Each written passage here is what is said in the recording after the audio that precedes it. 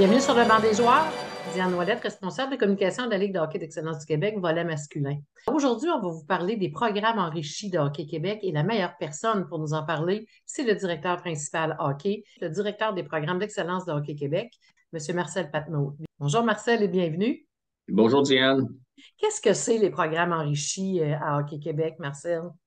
Ben, c'est une façon qu'on a pris en considération pour s'assurer le développement des joueurs du plus haut niveau, surtout de la LHEQ et des autres réseaux, bien entendu, mais principalement les joueurs de la LHEQ qui composent ces programmes enrichis-là. Donc, plusieurs événements où on regroupe les joueurs que Hockey Québec a fait le recrutement, le recensement, puis pour nous, c'est important de leur donner, comme on appelle en termes anglophones, là, des touch points, des moments précis pendant la saison où on peut leur donner un soutien, une programmation un peu plus relevée que l'usuel de leur club pendant la saison. Comment ça fonctionne pour être sélectionné?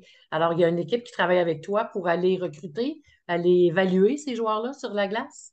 Exactement. Donc, à certains moments dans la saison, durant les différents tournois, mais aussi on a la collaboration des directeurs techniques de franchise. C'est pour cette raison-là aussi qu'on a mis ce véhicule-là en place pour nous aider aussi à identifier les meilleurs potentiels. Donc, les directeurs techniques de franchise nous soumettent des listes à l'occasion, à la demande de Hockey Québec pour euh, nous sensibiliser sur certains de leurs joueurs. Puis des fois, ça arrive que nous, on en oublie, puis que et nous remettre sur la traque, dire non, non, ce joueur-là, il devrait être considéré. Mais, donc, pour nous, c'est important. C'est une collaboration entre le groupe de gens qui évaluent les joueurs dans des moments de tournoi ou des challenges de la Ligue, surtout, et bien entendu avec les directeurs techniques de franchise. Ça couvre à partir du M13, les programmes enrichis, Oui, jusqu'au M17-3A. C'est ça, c'est du M13 au M17-3A, donc tout le palier du M13-3A Elite, là, c'est pas le M13-3A, mais le M13-3A Elite, où là, on a une compétition en mai qui s'appelle la Coupe Bel-Air Direct. Donc, c'est une des étapes. Il y a plusieurs étapes durant la saison.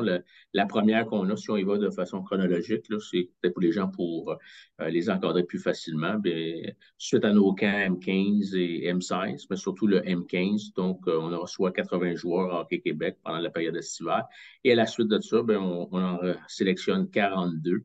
Ça se peut qu'il y ait des joueurs qui soient ajoutés aussi qu'on n'a pas vus, qui ont progressé pendant la période estivale. Donc, on regroupe deux équipes M15 au challenge de la Ligue Midget 3A dans la section LHJMQ. Donc, nos joueurs de M15 3A Elite en particulier, si on parle de la LHEQ, participent à cette activité-là, puis qui compétitionnent contre les joueurs, surtout là, du M17 3A de la LHEQ. Donc, ça c'est la première étape qu'on travaille surtout avec les secteurs techniques et surtout également avec le 15 estival.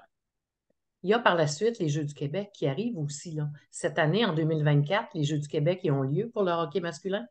Exact. Les Jeux du Québec auront lieu du 2 au 5 mars pour le volet masculin. Donc, du 2 au 5, il y aura cette activité-là où là également, on fait du recrutement, on fait du recensement, on valide, on vérifie les joueurs. Donc, c'est une compétition importante. C'est chapeauté par les URLS. Donc, c'est pas seulement avec la LHEQ, mais la majorité des équipes sont composées par des joueurs de la LHEQ et bien entendu, certains joueurs RSEQ qui ont le potentiel, le talent pour évoluer à ce niveau-là. Donc, on les ajoute également dans nos différentes équipes, là. Mais ce Et n'est les pas une Jeux du... équipe intégrale de la LHEQ. Souvent, qu'est-ce que les parents ou les gens pensent? C'est devrait être le club intégral. Non, c'est dédié à l'évaluation. C'est une des premières étapes vraiment là, à l'entrée des différents 15 niveaux. Donc, c'est important pour nous d'avoir les meilleurs joueurs sur la glace ou les joueurs qui ont un certain potentiel pour être un jour avec Équipe Québec. Mais ça, dans le cas des Jeux du Québec, cependant, il y a les régions qui s'impliquent, le URLS comme on appelle. Comme tu dis, on y va avec l'adresse de résidence. Donc, c'est possible qu'il y ait des joueurs de même équipe qui se retrouvent dans des régions différentes, à cause Ouais. d'adresses. de Oui, résidence qui fait foi là, du territoire exact. de sélection, là. C'est ça, le territoire de sélection est déterminé par les adresses, les URLS. Donc, c'est un élément un peu différent. C'est pas strictement chapeauté par Hockey Québec, c'est par Sport Québec, les Jeux du Québec. Donc, pour nous, c'est important que les meilleurs talents soient là. Cependant, c'est qu'est-ce qu'on demande à nos gens.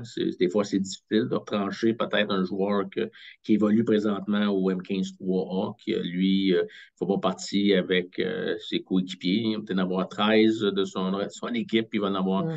5 du RSEQ. Donc, c'est sûr, ça met nos organisations dans des positions un peu difficiles, mais c'est qu'est-ce que nous, au niveau de Hockey Québec, on demande, c'est que ce soit vraiment les meilleurs potentiels suite à un camp de sélection que les différentes franchises, organisations, régions, URLS organisent ensemble pour faire en sorte qu'ils prennent les meilleurs joueurs possibles. Et ça amène à un point important, advenant le cas exemple qu'un joueur est retranché à ce moment-là, parce que la structure de sélection est différente, ça ne veut pas dire que c'est fini, parce qu'il y a d'autres moments où ce joueur-là pourra aussi se faire valoir. Ça fait partie de l'équation, c'est de s'assurer tout le temps qu'on a toujours les meilleurs potentiels, meilleurs joueurs possibles, qu'on pense, qu'on croit. Hein, c'est de l'évaluation. C'est souvent quelque chose qui est arbitraire pour plusieurs personnes, mais nous, on a des façons d'évaluer, puis ces évaluations-là nous permettent de valider, puis de dire, ben, OK, ce joueur-là, c'est un joueur apte pour l'équipe Québec, mais ça se peut aussi qu'on se trompe, qu'il y en ait un autre que pendant la saison, on le préfère, donc on ajuste nos listes, on ajuste la façon de faire pour s'assurer à toutes les fois, c'est selon ce que l'on pense qui est les meilleurs joueurs potentiels pour représenter l'équipe Québec dans le futur. Qu'est-ce que vous regardez au juste, Marcel? Par quoi un joueur peut se démarquer pour que vous le voyez? Des composantes, bien entendu, techniques, physiques qui sont assez faciles à évaluer, puis que je pense que tous les gens, mais une des composantes qu'on s'attarde surtout, c'est savoir si le joueur écoute bien les consignes et est-ce qu'il est capable de s'adapter aux différentes situations de jeu. On y va beaucoup plus sur l'aspect des fois un peu plus collectif. C'est un des éléments qu'on tente au niveau de mon groupe de bien évaluer. C'est quelque chose qui peut nous différencier. C'est quelque chose qui est pas donné à tout le monde, mais on veut savoir si on prend, est-ce que le joueur sait jouer la game? Est-ce qu'il connaît les bonnes connaissances du jeu? Est-ce qu'il est collectivement apte à jouer à un autre niveau? Parce que souvent, c'est ça qui fait la différence entre certains joueurs. Tu sais, techniquement, physiquement, ils se ressemblent à peu près tous. En général, quand on continue dans le développement. Puis si le joueur, bien entendu, avec ces éléments-là, s'il a le désir de vouloir progresser, c'est pas donné à tout le monde. Donc, pour nous, c'est peut-être les deux plus grandes composantes. Si je veux vulgariser ça, l'aspect collectif, puis le désir de vouloir jouer, le désir de se surpasser, le désir de compétitionner. Donc, c'est deux éléments là, très, très importants. Donc, quand on est dans les arénas et on regarde les joueurs, c'est probablement les deux plus grandes composantes qu'on évalue pendant le match. Évidemment, les entraîneurs sont aussi invités à donner leurs commentaires, comme tu le disais tantôt, via les directeurs techniques des franchises. Ils vont chercher Exactement. tout cet aspect-là comme à l'attitude du joueur, dans le fond. Exactement. Au risque de me répéter, ces deux éléments-là sont peut-être les deux éléments les plus importants. Donc, je n'ai pas parlé de statistiques, puis peut-être que tu t'en allais vers cette piste-là, mais les statistiques, pour nous, là, c'est vraiment pas la priorité. Puis je sais que beaucoup de parents et de joueurs focusent beaucoup sur les statistiques. C'est pas l'élément important. Donc, je veux vraiment sensibiliser les parents d'éviter de penser que les statistiques, ça fait foi de tout. C'est un des éléments qu'à la toute fin qu'on peut regarder, mais c'est vraiment pas un élément essentiel. De toute façon, quand je vais voir des matchs, moi, personnellement, j'ai jamais les statistiques à côté de moi, quoi que ce soit. Je regarde vraiment les joueurs qui ont été ciblés, les joueurs, puis je dis oui ou non, c'est lui, oui, c'est un joueur qui peut avoir une identification Équipe Québec. Donc, à ce moment-là, on le met sur notre liste, puis on continue, on commence le processus avec lui. Mais en parlant de statistiques, Marcel, tu ouvres la porte avec la nouveauté de cette année au niveau de la LHEQ. Quand on parle du M13, il n'y en a plus de statistiques. Est-ce que Tout à c'est fait. le début de quelque chose qu'on peut penser qui Ben, va s'étendre éventuellement? peut-être l'an prochain au M13-3 Elite, parce que ces jeunes-là tu sais, à un certain moment, les statistiques tu sais, rentrent en ligne de compte un peu. Surtout, ça dépend de comment les gens évaluent. Il y a des gens que peut-être que eux, ça a une importance, mais au niveau de Hockey Québec, ça n'en a pas. Donc, En faisant ça, pour nous, c'était pour éviter de mettre de la pression inutile sur des jeunes, sur les entraîneurs, sur les parents, et ainsi de suite, parce que c'est vraiment c'est peut-être un dixième de l'évaluation du talent du joueur qui passe par les statistiques. C'est sûr que c'est un gars, il y a beaucoup de points, et ainsi de suite. C'est sûr qu'on va au moins le regarder. C'est certain. Ça fait partie, c'est Ouais. normal. Mais c'est pas. On a eu des joueurs qui avaient des statistiques incroyables au niveau M15-3 Elite, puis qu'ils n'ont pas été invités au camp du M16 ou quoi que ce soit. Là, puis, sans le citer le nom, mais il y a des joueurs qui avaient de très bonnes statistiques, mais ils ne jouaient pas de la bonne façon, ne jouaient pas, comme on peut parler du 200 pieds, ils ne jouaient pas dans des implications, dans l'implication physique, pas de conscience défensive, tous ces éléments-là Ouais. naturellement, quand tu as de l'expérience dans l'évaluation, ben, tu le fais de façon facilement et normalement. On a les Jeux du Québec cette année parce qu'on dit que c'est aux 2 ans, évidemment. Donc, eux, heureusement, auront la chance de pouvoir participer à cette compétition-là. Par la suite, comment ça se passe dans la progression du joueur? Ben, suite à ça, ben, c'est les coupes Bel Air direct, comme on l'a mentionné tantôt, c'est celui du M13, où là, à travers les franchises, la LHEQ, là, on a, je crois, 24 au niveau du M13, 3 élites, 20, non, 23, excusez. Il y en a 23.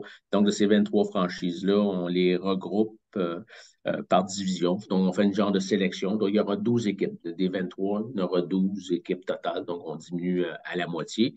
Et ça, c'est pour le M13 et pour le M14, ben, on tourne à 8 équipes à travers la province. Donc, il y a 12 équipes de 20 joueurs, 240 joueurs. Puis l'autre, c'est 160 joueurs qui sont invités là, au M14. Donc, c'est un processus. Donc, une année, vous faites le M13. L'année suivante, il faut possible que vous faites le M14, à moins qu'on prenne les décisions durant le camp, durant la saison, que le joueur n'est plus dans notre créneau, dans la façon d'évaluer, qu'on fait un changement, qu'il y en a un qui a progressé plus, un qui a moins progressé, et ainsi de suite. Donc, on fait ces évaluations en fonction de ça. Après M15, Jeux du Québec, les équipes Québec 16 ans. C'est ça, exact. Est-ce que Mais ça, c'est deux volets c'est deux différents. volets différents? OK. C'est ça. Fait que si on part vraiment le cheminement d'un joueur, il va débuter dans son évaluation. Ça va être au M13, ça va être la première étape M13 Pro Elite, que là, il va participer à la Coupe Bel Air direct. Suite à la Coupe Bel Air direct, il va passer un an au complet. Puis là, à ce moment-là, il va tomber au M14 lors de la Coupe Bel Air direct. Suite à la Coupe Bel Air direct, des 160 joueurs qui sont là, on en garde 80 pour le M15. De ces 80-là, le challenge de la Ligue Midget 3, on en garde 42. Puis après ça, de ces 42-là, ben, on les garde pour différentes étapes, ajout, retrait, ainsi de suite, pour participer au camp du M16, puis surtout au niveau des évaluations physiques et psychologiques là, avec l'Université du Québec à Trois-Rivières. On a une collaboration assez importante pour nous aider dans l'évaluation puis dans la progression des différents jeux. Comme on peut constater, Marcel, c'est quand même assez sérieux et complet. Le joueur de la LHEQ, parce qu'on est dans la LHEQ, qui va passer dans les équipes, il va être suivi.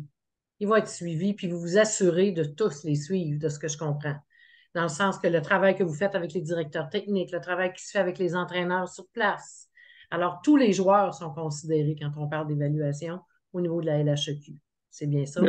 c'est ça, on essaie autant que possible là, de choisir les meilleurs candidats, puis de donner un support avec nos programmes enrichis, de faire en sorte que ces jeunes-là puissent avoir la chance de progresser. C'est notre objectif d'avoir le plus de joueurs reconnus qui puissent évoluer M18-3 dans la Ligue junior du Québec, Ligue nationale. Donc, on essaie par ces programmes enrichis-là d'encadrer de façon plus spécifique ces athlètes-là pour qu'ils puissent avoir un jour réalisé leur rêve, là, qui est pour certains là, de soit jouer dans les Jeux du Québec ou dans les nationales ou dans les circuits européens, et ainsi de suite. Mais de façon générale, on fait ça de façon sérieuse, puis on veut absolument que les jeunes bénéficient de toutes nos expériences comme personnes de hockey ou les entraîneurs qu'on travaille avec.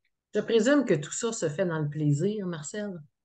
Parce qu'on le sait que ce qu'on s'est donné comme défi aussi, c'est d'amener le plaisir à travers tout ce passage-là au niveau de la LHEQ. Alors, on disait, c'est important que les joueurs aient du plaisir à être bons, du plaisir à être excellents même dans ce qu'ils font. Alors, je présume qu'à travers tout ça, vous vous assurez que les intervenants ajoutent aussi cet aspect-là dans leur exigence? C'est le premier mot d'ordre qu'on a avec les entraîneurs lors de nos différents camps, au Coupe Bel Air ou peut-être moi au Jeux du Québec, que j'ai moins la chance de travailler directement avec les entraîneurs. Mais tous les autres, c'est vraiment la Hockey Québec qui chapeaute ces différents événements-là. Puis c'est le premier mot d'ordre qu'on donne à nos entraîneurs. Faites que les joueurs, pour eux, soit la meilleure expérience qu'ils ont jamais eue au niveau du hockey. Donc, arriver à l'aréna, je suis le terme anglais encore, bubbly, hein, heureux, puis enthousiaste. Faites en sorte que ces jeunes-là, par votre présence, ils sentent que c'est un événement, là, qui avoir du plaisir, mais surtout d'enlever le stress qui est inutile des fois. Puis bien des jeunes se mettent beaucoup de stress, puis c'est à ce moment-là qu'ils performent moins, qu'ils ont moins de plaisir à jouer parce que le stress les met dans une situation qui est inconfortable pour eux. Il y a des parents, il y a des gens aussi alentour là, qui peuvent mettre une certaine pression sur le jeune. Mais comme je vous dis, là, nos entraîneurs sont mis à contribution de s'assurer là, que nos jeunes soient enthousiastes, pas nos jeunes, mais que nos entraîneurs soient enthousiastes et qu'ils transmettent cette information-là aux jeunes. Puis dans notre premier Zoom qu'on a avec eux, c'est un des éléments qu'on leur dit, c'est le plaisir, puis arrive là avec le sourire, puis même chose nos entraîneurs, puis qu'on ait du plaisir pour les 3 jours, 4 jours, 5 jours qu'on sera ensemble, que le jeune vive une expérience qu'il n'oubliera pas. Puis je pense, de façon générale, les gens, quand ils viennent à nos différentes activités, ils ressortent très ravis, très heureux de leur participation aux activités de Hockey Québec. Il y a une nouveauté cette année qui va être annoncée bientôt. Fait que vous avez la primeur ici sur le banc des joueurs. Donc, on est à regarder une compétition du 16 au 19 mai à Ottawa contre l'Ontario. Donc, suite sur un nouveau programme enrichi, suite à la Coupe Bell Direct, il y a 8 équipes. Comme vous savez, à la Coupe Bell Direct pour les moins de 14, de ces 8 équipes-là, il y aura 4 équipes qui vont être sélectionnées pour participer à une compétition du 16 au 19 mai à Ottawa. Là. On est encore dans les finalités d'organisation de cet événement-là. Pour les U14, il y aura 4 équipes. Puis pour les U15, ceux qui auront participé au challenge de la Ligue Midget 3A, ben, c'est le même groupe de jeunes-là qui vont continuer. Puis il y aura 2 équipes, équipe Québec. On est encore à évaluer pour le M16, ce qu'on fera avec ce niveau de joueurs-là. Mais pour le U14, le U15, il y aura une compétition contre l'Ontario du 16 au 19, qui va être chapeautée aussi par non seulement nous et Hockey Ontario, là, 2 branches de l'Ontario, deux organismes de l'Ontario, mais également de Hockey Canada. Donc, on veut se rapprocher de Hockey Canada, puis de compétition avec l'Ontario, c'est de Ça bien permet de nous comparer, évaluer, hein? nous comparer, Une comparaison. bien s'évaluer. C'est une province qui a beaucoup de joueurs, qui ont des précédents assez importants. Donc, pour nous, de se comparer, je pense que ça va être bénéfique pour nos joueurs. Puis, surtout nous autres ici au Québec, savoir où on est rendu dans notre cheminement, dans notre développement. Y a-t-il des choses à ajuster, à améliorer? Donc, cette compétition-là va faire en sorte qu'on sera mis à contribution. Puis, je suis bien heureux qu'on y participe. C'est une excellente nouvelle. Oui, je pense que c'est une excellente nouvelle. Absolument. Ça va nous permettre de, comme tu as dit tantôt, là, de se mesurer contre l'Ontario. L'Ontario qui est souvent au niveau des joueurs de la Ligue nationale ou quoi que ce soit, ils ont beaucoup de joueurs. Donc, pour nous de compétitionner contre eux, c'est toujours c'est important. Puis ça va être quelque chose qu'on va pouvoir, comme j'ai dit, là, de mettre en contribution pour nous autres, pour bien nous évaluer puis de progresser au niveau du programme d'excellence de Hockey Québec. Nous aurons enfin des comparables vérifiés et vérifiables. Donc, ça va être super Exact. intéressant, franchement. C'est Là. intéressant. Puis ça fait partie du processus. Donc, c'est à la Coupe Bel Air, il y a des jeunes qui vont C'est recevoir. ça. Il y a 8 équipes, il va y en avoir seulement 4 qui vont être 4 équipes qui vont être sélectionnées, donc 80 joueurs qui vont participer à cette activité-là. Probablement ces 80-là vont rester pour le camp estival, mais il se peut aussi qu'il y ait des changements. Il y a des joueurs que malheureusement, ils ne fiteront pas dans nos principes, dans nos Ouais. façons de faire et ainsi de suite. Il y a toujours certains individus qui comprennent pas tout ce processus-là de bien écouter, de mettre en place les éléments que les entraîneurs véhiculent, ainsi de suite. Donc, c'est complexe le hockey. Les gens pensent que c'est seulement c'est des points, des buts, des passes, mais il y a toute une façon de faire, il y a tout un mécanisme. Puis moi, comme tu sais, 40 ans dans le hockey, surtout au hockey junior majeur. Donc, j'ai vu passer de très bons joueurs, de moins bons, qui sont arrivés, puis qui ont progressé, puis qui sont devenus des joueurs de Ligue nationale. Ça arrive tout le temps, constamment. Ça dépend de la passion que tu as comme joueur pour pouvoir progresser, t'améliorer. Donc, c'est très important. Et, De vouloir aussi, vouloir ouais. progresser. Donc, c'est beaucoup de temps. Donc, à titre d'exemple, nos camps avec l'Université du Québec à Trois-Rivières, les camps d'évaluation physique, c'est un des éléments on leur mentionne souvent, puis qu'on leur explique l'importance là, de l'amélioration de la condition physique. Puis souvent, à titre de blague, je demande aux joueurs, aimes-tu ça aller au gym? Puis si le joueur me répond non, j'aime pas bien ça au gym, je lui dis, oh, boy, Hmm. t'es pas dans la bonne place. Il faut absolument que. Tu sais, à titre d'exemple, une composante importante, il y a bien des jeunes, le gym, ils n'aiment pas ça, mais c'est impossible avec le hockey d'aujourd'hui que tu puisses évoluer à un certain niveau pendant plusieurs années sans avoir cette préoccupation là, d'aller au gym. Puis souvent, les jeunes ne le savent pas, les parents ne le savent pas, ils vont participer à 3, 4, 5 tournois pendant la période estivale, mais à un certain moment donné, Ouais. l'entraînement de glace est prioritaire, l'entraînement des habiletés est primordial, donc il faut qu'ils portent une attention particulière à ça. Je suis un parent, j'entends cette entrevue-là, Marcel. Moi, c'est sûr que je veux que mon enfant fasse partie de ça. Je lui souhaite de pouvoir être sélectionné. Qu'est-ce que je dois faire? Je pense que l'élément le plus important, c'est de l'encourager. C'est de l'encourager, puis qu'ils prennent soin des choses qu'ils sont capables de contrôler. Souvent, les jeunes ou les parents pensent à différentes choses. Les choses que tu dois contrôler, c'est, comme je l'ai mentionné tantôt, ta condition physique, ton alimentation, ton repos, t'améliorer au niveau de tes habiletés de façon constante. Si tu n'es pas choisi cette année dans un de ces programmes-là, ça ne veut pas dire que l'année suivante, tu ne le seras pas ou pendant la même saison que tu fasses partie d'un groupe et que euh, ça fluctue beaucoup. Hein. Ils sont tellement à un niveau bas âge, hein, c'est pour quand même, là, je veux dire, 13 ans, 14 ans, 15 ans, 16 ans, ça change beaucoup. Les athlètes changent beaucoup à cet âge-là. Donc, de ne pas paniquer, puis de continuer à faire les bonnes choses, puis de vouloir progresser, puis s'améliorer. Puis c'est de cette façon-là qu'on devient un meilleur athlète, un meilleur joueur, un meilleur individu. Donc, c'est bien important de les encourager, puis de ne pas faire de mentionner que oh, si tu été coupé cette année, tu ne continueras pas là-dedans ou quoi que ce soit. On ne sait jamais. On ne sait jamais comment un jeune peut progresser, s'améliorer. C'est des exemples, je pourrais en donner des centaines d'exemples de joueurs qui ont continué à progresser, à s'améliorer, puis qui ont eu soit des carrières juniors, des carrières de Ligue nationale. On pensait peut-être pas à 13, 14, 15 ans qu'ils auraient la chance, mais c'est des gens qui ont voulu persévérer puis s'améliorer. Donc, les encourager, je pense, les encourager dans le plaisir, ce serait peut-être encore mieux, mais les encourager, c'est quelque chose qui est primordial. Merci beaucoup, Marcel, pour ces informations-là. Puis, évidemment, on souhaite bonne chance au projet que vous avez parlé et on a hâte de voir les résultats, évidemment, là, de ce beau projet-là que vous allez mettre en place dès cette année. Merci, Diane. Merci beaucoup, Marcel.